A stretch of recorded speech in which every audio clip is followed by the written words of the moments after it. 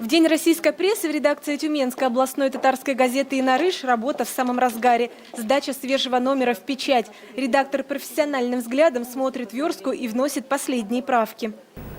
Была встреча в Комитете национальности по поводу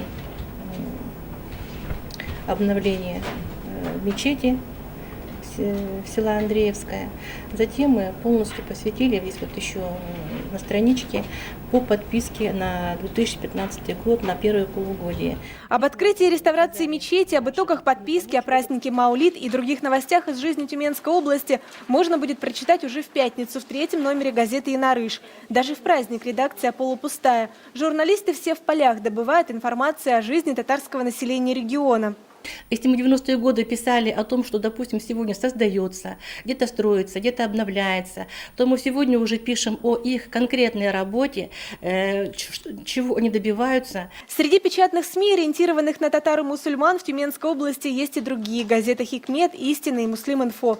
На региональной радиостанции выходит в эфир программа «Дусларга Сукмак», а на ФМ-волне целое татарское радио, благодаря чему у жителей области есть возможность слушать вещание на родном языке. По будням у нас оперативная информация о регионе, о татарах, проживающих в нашем регионе и в регионе в целом подается.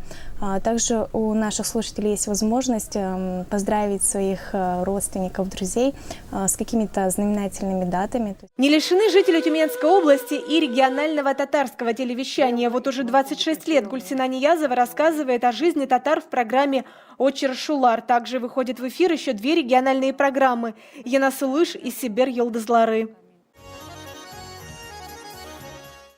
На местном телевидении программы находятся на высоких позициях в рейтинге. Программы рассказывают о жизни татар во всем ее многообразии, руководствуясь главным законом журналистики – объективностью в подаче информации. Мы не стараемся делать никаких штампов в программе, потому что сколько людей, столько и мнений.